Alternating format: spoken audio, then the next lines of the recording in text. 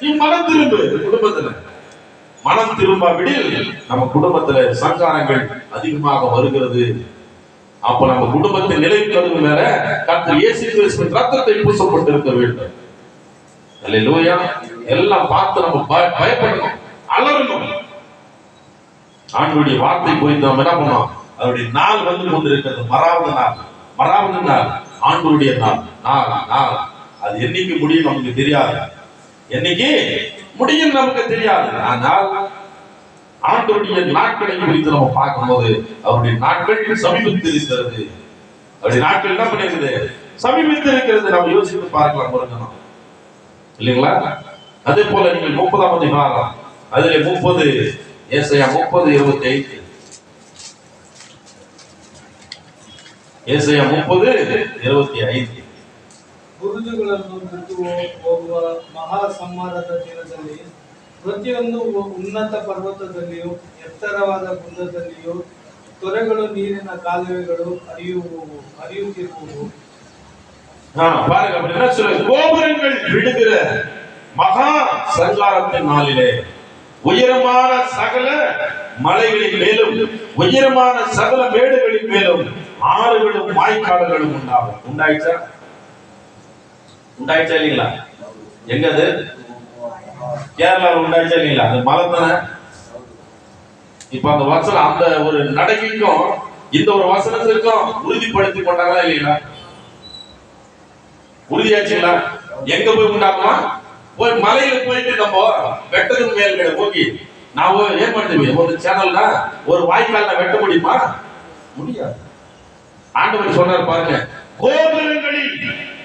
கோபுரங்கள் விடுகிற மகா சங்காரத்தின் நாளிலே. எப்படி? கோபுரங்கள் விடுகிற மகா சங்காரத்தின் நாள் என்ன பண்ண நாளிலே உயரமான சகல மலைகளின் மேலும். எங்க மேல? உயரமான எஸ்தொಂದು என்ன சொல்றது? உயரத்துக்கு ಎತ್ತರವಾಗಿರುವಂತ ಆ ಒಂದು ಜಾಗದಿಂದ ಮೇಲ್ಗಡೆ ನೀವು ಏನಾಗಿದ್ದರೆ ಕೂಡ என்ன பண்ணுது? மலைகளின் மேலும் உயரமான சகல மேடுகளின் மேலும் ஆறுகளும் வாய்க்கால்களும் உண்டாகும். என்ன உண்டாச்சு? ஆறுகளும் வாய்க்கால்களும் உண்டாகும். எப்பேற்பட்டதான ஒரு விஷயம் இல்லை. 20 அடி ஒரு வீட்டை நீ முழுமையாக முழுகிறது என்று சொன்னால் அது எப்பேற்பட்டதான ஒரு இது இல்லைங்களா? அரபிக்கடல் கடலுடைய ஒரு சீற்றம். அந்த இடத்தில் மலைச்சரிவுகள் மலைப்பாதைகளில் இருக்கிற ஒரு இடத்துல நாம் என்ன பண்ணக்கூடாது? அந்த இடத்தில் இருந்தால் அப்படிதான் அந்த மலையில கூட ஆண்டவர் அதை ஈரமாக வைத்து அது மூலியமாக நமக்கு அழிவுகளை உண்டாக்குகிற கடவுள் ஆண்டவர். நம்ம நினைத்து விடவே கூடாது. கோபுரங்கள் என்று சொல்லும் பொழுது ராஜ்யத்தை குறிக்கிறது. எந்த ராஜ்யமா இருந்தாலும் இப்ப இருக்கிற ராஜ்யங்கள் கூட அப்படிதான் இருக்குது. எதுக்கும் உதவாத ஒரு ராஜ்யமாக இருக்குது. எப்படி? எதுக்கும் உதவாத ஒரு ராஜ்யங்கள். கோபுரங்கள் விழுந்து போச்சு. எப்படி? கோபுரங்கள் விழுந்து போச்சு. எதுக்கும் ஆகல. அப்போ மகா சங்காரத்தின் நாளிலே உயரமான சகல மலைகளின் மேலும் உயரமான சகல மேடுகளின் மேலும் ஆறுகளும் வாய்க்கால்களும் அந்த இடத்தில் உண்டாகும். மலைகளின் மேல யாரும் போயிட்டு மம்பி எடுத்து போய் சறுக்கத்தனோட யாரோ தோடவே ಬೇಡ. ದೇವರು ಏನ್ ಮಾಡ್ತಾರೆ? ಅವ್ರನ್ನ ಕೋಪ ಅಷ್ಟು ದೊಡ್ಡದು. ಮನುಷ್ಯನ ಮೇಲೆ ತೋರಿಸಿದ ಏನಾಗುತ್ತೆ ಆ ಕೋಪ? ಮನುಷ್ಯನ ಮೇಲೆ ತೋರಿಸಕ್ಕಿಲ್ಲ. ಯಾವುದ್ರ ಮೇಲೆ ತೋರಿಸ್ತಾ ಇದ್ರೆ ಅವರು ಉಂಟು ಮಾಡಿದಂತ ಒಂದು ಬೆಟ್ಟಗಳಲ್ಲಿ, ಅವರು ಉಂಟು ಮಾಡಿದಂತ ಒಂದು ಮರಗಳಲ್ಲಿ ಅವರು ತೋರಿಸಿದಂತ ಒಂದು ವಿಷಯ. ಇದೇ ನನ್ನ ಕೋಪ. இதே என்னுடைய கோபம். மழை வருது, இடி வருது. இடி வந்த பொறுப்பாடு எத்தனையோ மாடுகள் இறந்து போயிருக்கலாம், எத்தனையோ ஆட்கள் இறந்து போயிருக்கலாம், இடி மரங்கள் விழுந்து போயிருக்கலாம். அந்த இடி எல்லாம் என்ன பண்ணுகிறதுன்னு பார்க்கும்போது அந்த மரம் சாஞ்சி போயிடுச்சுன்னா நம்ம சாதாரணமா இருக்க கூடாது. ஏதோ ஆண்டவர் இந்த உலகத்திற்கு நடக்க வைக்க போகிறார். ஏதோ தவறு நடக்க போகிறது. ஏதோ ಒಂದು ಕಾರ್ಯಗಳನ್ನ ಕರ್ತನಾದ ಯೇಸು ಕ್ರಿಸ್ತ ನಡೆಸ್ತಾ ಇದ್ರೆ ನಾವು ಏನ್ ಮಾಡಬೇಕು? ಮರ ತಿರುಗಬೇಕು. ಒಂದು ಮರ ಕೆಳಗಡೆ ಬಿದ್ದರೆ, ಒಂದು ಹಸುನ ಏನೋ ಒಂದು ತೀರೋದ್ರೆ ಆ ಮಿಂಚಿನಲ್ಲಿ அப்ப நம்ம என்ன பண்ணோம்? பயம் பக்தியோடு கூட நம்முடைய குடும்பத்தை நம்ம ஆள சிறந்தது என்று சொல்லப்பட வேண்டும். அல்லேலூயா. அப்ப அவர் சொல்லுகிற ஒரு காரியங்கள், கோபுரங்கள் விடுகிற மகா சங்காரத்தின் நாளிலே உயரமான சகல மலைகளின் மேலும் உயரமான சகல மேடுகளின் மேலும் ஆறுகளும் வாய்க்கால்களும் உண்டாகும். அப்பேற்பட்ட உண்டாக்குதல் இந்த காலை நேரத்தில் நமக்கு பிதாவின் தேவன் நம்மோடு கூட என்ன பண்ணுகிறார்? கொடுத்து கொண்டிருக்கிற வார்த்தை. இது போலதான் அநேக மலைச்சரிவுகள் உண்டாகும். மலைச்சரிவு உலகத்துல நம்ம இந்தியா தேசத்துல பார்க்கலாம், நிறைய பேர் என்ன பண்றோம்? மலை பிரதேசத்தில் வாழ்கிறவர்கள் உண்டு. அப்பேற்பட்ட மலைகளில் அவர் என்ன பண்ணாரு? ஆறுகளையும் உண்டாக்குகிற கடவுளாக இருக்கிறார், ஆண்டவராக இருக்கிறார். அதை நாம் யோசித்து பார்க்க வேண்டும் இல்லைங்களா? நம்ம போய் அந்த மலையை நம்ம உடைக்க முடியாது, தோண்ட முடியாது. ஆனால் கர்த்தர் என்ன பண்ணுகிறார்? அந்த மலைக்குள்ளாகிய தண்ணீர் ஊற்று உண்டாக்கி, அந்த தண்ணீர் ஊற்று உண்டாக்கி என்ன பண்ணுகிறார்? அது குழகுழன் ஆக்கி அது என்ன பண்ணுது? சரிந்து விடுகிறபடி கர்த்தருக்கு அவ்வளவு பெரிய ஒரு பலம் இருக்கிறது. அதுதான் வாய்க்காலாக ஓடுகிறது, ஆறாக ஓடுகிறது அந்த தண்ணீர். அதை யோசித்து நம்ம பார்க்க வேண்டும் அருமையான தேவனுடைய பிள்ளைகள். அல்லேலூயா. அடுத்து நீங்கள் வாசிக்கலாம் 51:19.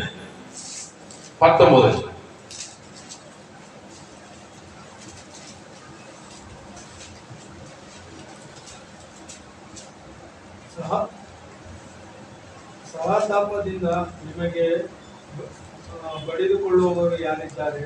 ನಿನಗೆ 2 ಬಾಧೆಗಳು ಬಂದಿವೆ. ನನ್ನ ದೇಶವು ಹಾಳುಪಾಳಾಗಿದೆ, ನಿನ್ನ ಪ್ರಜೆಗೆ ಕ್ಷಾಮವು ಕಟ್ಟುವು ಪ್ರಾಪ್ತವಾಗಿದೆ. ನಾನು ನಿನ್ನನ್ನು ಹೇಗೆ ಸಂತೈಸಲಿ? பாருங்க, அவர் என்ன சொல்லுங்க? இவ்விரண்டும் உனக்கு சமீபித்து உனக்கு பரிதபிக்கிறவன் யார்? பாழ்கடிப்பும் சங்காரமும் பஞ்சமும் பட்டையும் வந்தன. யாரை கொண்டு உனக்கு ஆறுதல் செய்வேன்? யாரை கொண்டு இந்த உலகத்தில் செய்ய முடியும் ஆறுதல்? யாரை கொண்டு செய்ய முடியும் சமாதானம்? யாருன்னா நோய் சமாதானம் நாம் பொடிசைக்கு நாம் ஆகுது. அதான் சொல்ற, இவ்விரண்டு உனக்கு சமீபித்தது, உனக்கு பரிதபிக்கிறவன் யார்? உனக்காக பரிதபிக்கிறவன் யார்? கர்த்தர் இயேசு கிறிஸ்து ஒருத்தர் மாட்டேன். எந்த மனுஷனாலும் எந்த ஜனத்தினாலும் உனக்காக பரிதபிக்க முடியவே முடியாது.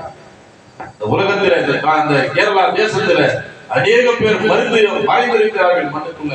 அவர்களுக்காக எத்தனை பேர் பரிதபித்தாலும் ஒரு சமாதானம் கிடைக்குமா? கேரளா தேசத்துல உறவினர்களுக்கு சமாதானம் கிடைக்குமா? யாரு பரிதபிக்கணும்? யாரு? கர்த்தர் இயேசு கிறிஸ்து தான் பரிதபிக்க வேண்டும். அல்லேலூயா. யாருங்க? கர்த்தர் இயேசு கிறிஸ்து பரிதபிக்க வேண்டும். அப்ப பரிதபிக்கிறவனுக்கு பரிதபிக்கிறவன் யார்? பாழ்கடிப்பும் சங்காரமும் பஞ்சமும். பாழ்கடிப்பு பல்ல கடிக்கிறது. குடும்பத்துல பிரச்சனைகள் வரும்பொழுது பல்லை கடித்து ஆண்டவருக்கு விரோதமாக முறுமுறுப்பு, ದೇವರಿಗೆ ವಿರೋಧವಾದಂತ ಒಂದು ಕಾರ್ಯಗಳಲ್ಲಿ ಅಲ್ಲಿ ಕಚ್ಚದಂತ ಒಂದು ವಿಷಯ, ಗುಣಗುಟ್ಟದಂತ ಒಂದು ವಿಷಯಗಳು ಅದು ಇದ್ರೆ ನಾವು ಕೂಡ ಸಂಗಾರ ಆಗೋದಕ್ಕೆ ನಾವು ಆಯುಧವಾಗಿರ್ತೀವಿ. ನಮ್ಮ ஆயுதமாக புரிஞ்சுங்களா? நம்ம என்ன பண்ணக்கூடாது? பல்ல கடிக்க கூடாது. ஆண்டவருடைய வார்த்தை வரும் பொழுது அல்லு கட்சி தேவருக்கு விரோதமான ಒಂದು ವಾಕ್ಯಗಳನ್ನ ನಾವು ಗುಣಗುಟ್ಟುತ್ತೆ ನಾವು ಏನ್ ಮಾಡಬಾರ್ದು? ಇರಬಾರ್ದು. அப்போ பஞ்சமும் பட்டயமும் வந்தன. யாரை கொண்டு உனக்கு ஆறுதல் செய்வேன்? யாரை கொண்டு? நம்ம குடும்பத்துல எந்த ஊழியக்காரை கொண்டு கூட ஆறுதல் செய்ய முடியாதபடிக்கு நம்ம இருப்போம். அப்ப நம்ம குடும்பத்துல பல்ல கடிக்கிறது, முறுமுறுப்பு, ஆண்டவர் என் குடும்பத்தில் என்ன செஞ்சிட்டார்? எப்படி ದೇವರು ನನ್ನ ಕುಟುಂಬದಲ್ಲಿ ಏನು ಮಾಡಿದ್ರು? ನನಗೆ ಆಶೀರ್ವಾದಗಳು ಇಲ್ಲ, ನಾನು ಯಾವಾಗಲೂ ಏನಾಗ್ತಾ ಇದ್ದೀನಿ? ಯಾವಾಗಲೂ ನನಗೆ ಏನಿಲ್ಲ, ಊಟಕ್ಕಿಲ್ಲ, ಗ್ಯಾಸ್ ಇಲ್ಲ, ಮನೆ ಬಾಡಿಗೆ ಕಟ್ಟಕ್ಕಿಲ್ಲ, இதெல்லாம் பொறுத்தவரை இதெல்லாம் சொல்லி சொல்லி சொல்லி நம்ம என்ன பண்ணக்கூடாது? முறுமுறுப்பு அடையக்கூடாது. முறுமுறுக்கிறவுடைய ஜபத்தை ஆண்டவர் கேட்க மாட்டார். குணத்துக்கா யார் இந்தரோ அவர் நான் பிரார்த்தனை தேவரு கேளல. எப்படிங்க? ஆண்டவர் கேட்க மாட்டார். ஏனென்றால் அருவருப்பு. ದೇವರು ಏನಕ್ಕೆ ನನ್ನ ಈ ತರ ಮಾಡಿದ್ರು? ಅಂತ ಯಾವಾಗಲೂ ಗುಣಗುಟ್ಟುತ್ತಾ ಇರುವಂತ ಅನೇಕ ಆತ್ಮಗಳು, ಅನೇಕ ಜನ, அல்லேலூயா, அநேக ஜனங்கள் இப்படிப்பட்டவர்களாக இருந்து கொண்டிருக்கிறதை நம்ம பார்த்து கொண்டிருக்கிறோம். அப்போ அந்த முறுமுறுப்பின் நாவி நம்மளை விட்டு நீங்க வேண்டும். என்ன வேண்டும்? நம்ம விட்டு நீங்க வேண்டும். முறுமுறுப்பின் நாவி, பொல்லாத கிரியைகள் நம்ம விட்டு நீங்க வேண்டும். அப்போ அப்படி இல்லாதவர்களுக்கு தான் பாட்கடிப்பு, சங்காரமும், பஞ்சமும், பட்டயமும் வந்தன. யாரை கொண்டு உனக்கு ஆறுதல் செய்வேன்? உலகம் அப்படித்தான் இருக்கு. பஞ்சமரம் உன்னை சில காலத்தில் பார்க்கிறோம். பஞ்சமரம் எங்க? இந்தியா தேசத்தில் பைபிள் வேதம் சொல்லப்பட்டிருக்கிறது. தன்னுடைய குழந்தைகளை அடித்து சாப்பிடுகிறவர்களாக இருப்பார்கள். தன்னுடைய குழந்தைகளை, தன்னுடைய பிள்ளைகளை செவுத்துல போட்டு மோதி அடிச்சுட்டு அந்த குழந்தைகளுடைய மாமிசத்தை சாப்பிடுகிறவர்களாய் அன்னைக்கு இருந்தார்கள். அந்த காலங்கள் இன்றைக்கு வந்துவிடக் கூடாது. அதுக்கு நீங்களும் நானும் இடத்துல என்ன பண்ணணும்? ஜெபிக்கணும். நல்லா ஜெபிக்கணும். வைராக்கியத்தோடு ஜெபிக்கணும். அல்லேலூயா. அருமையான தேவனுடைய பிள்ளைகள், இது கடைசி காலம். கடைசி காலம் என்று சொன்னால் இன்னும் 20 வருஷம், 30 வருஷம், 100 வருஷம் இருக்கு நினைக்கூடாது. நாளைக்கு என்ன நாட்கள் வருது? அது கடைசி நாள், கடைசி காலம். அந்த நாட்களில் ஒவ்வொரு நாளுமாய் நாம் என்ன பண்ணுவோம்? ஜீவனோடு இருக்கிற அந்த நாளை குறிக்கிறது கடைசி நாள், கடைசி நாட்கள். அல்லேலூயா. அப்போ பாட்கடிப்பும் இந்த இடத்துல பரிதவிக்கிறவன் யார்? சங்காரமும் பாழ்கடிப்பும், சங்காரமும் பஞ்சமும் பட்டயமும் வந்தன. யாரை கொண்டு உனக்கு ஆறுதல் செய்வேன் சொல்லப்பட்ட இந்த விஷயத்தை நாம் அறிந்து கொண்டு புரிந்து கொண்டுதான் இருக்கிறது. அல்லேலூயா, அல்லேலூயா. மேல தேவனுடைய பிள்ளைகளே, ஆண்டவருடைய வார்த்தை எப்படிப்பட்ட ஒரு வார்த்தை என்று சொல்லி நம்ம பார்த்து கொண்டிருக்கிறோம் இல்லைங்களா? வசனம் வாசிக்கும்போது ಸಹ ತಾಪದಿಂದ ನಿನಗಾಗಿ ಬುಡಕೊಳ್ಳುವವರು ಸಹ ತಾಪದಿಂದ ನಿನಗಾಗಿ ಬಡಿಕೊಳ್ಳುವವರು ಯಾರಿದ್ದಾರೆ? ನಿನಗೆ ಈ 2 ಬಾಧೆಗಳು ಬಂದಿವೆ. ನಿನ್ನ ದೇಶವು ಹಾಳುಪಾಳಾಗಿದೆ, ನಿನ್ನ ಪ್ರಜೆಗೆ ಕ್ಷೇಮವು ಖಡ್ಗವು ಪ್ರಾಪ್ತವಾಗಿವೆ. ನಾನು ನಿನ್ನನ್ನು ಹೇಗೆ ಸಂತೈಸಲಿ? ನಿನ್ನ ಮಕ್ಕಳು ಪ್ರತಿಜ್ಞೆ ತಪ್ಪಿದವರಾಗಿ ಬಲೆಗೆ ಸಿಕ್ಕಿದ ಜಿಂಕೆಯಂತೆ ಬೀದಿಗಳೆಲ್ಲ ಕೊಡುವ ಚೌಕದಲ್ಲಿ ಬಿದ್ದಿದ್ದಾರೆ. பாருங்க, இப்பேற்பட்ட ஒரு விஷயத்திலிருந்து நம்ம விடுதலையாக வேண்டும் என்றால் நாம் ஆண்டவரோடு கூட இன்னைக்கு நம்ம இருக்கிற கடமைப்பட்டவர்களாக இருக்க வேண்டும். அது மாத்திரமல்ல, இன்னொன்று வசனத்தை அப்படி சொல்லுகிறார். நம்ம செப்பனியா 1ஆம் அதிகாரம் 3ஆம் வசனத்தை நம்ம வாசிக்கலாம்.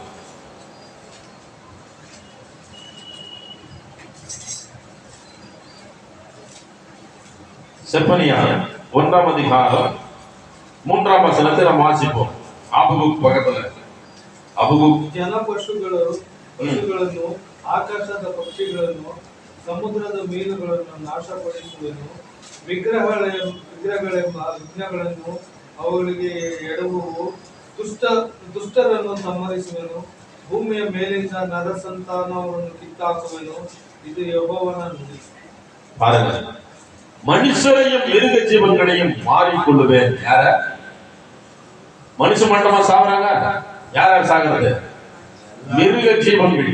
அதுல எது போய் மாட்டுங்க? கோழி, காடை, கவுதாரி, வேற நாய், பன்றி, ஆடு, மாடு எல்லாமே என்ன பண்ணுது அந்த இடத்துல?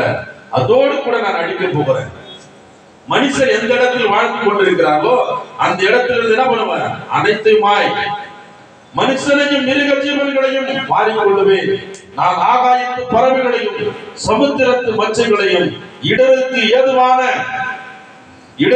ஏதுவானவைகளையும் துன்மார்க்கரோடு கூட மாறிக்கொண்டு தேசத்தில் உண்டான மனுஷரை சங்காரம் பண்ணுவேன் என்று கர்த்தர் சொல்லுகிறார்.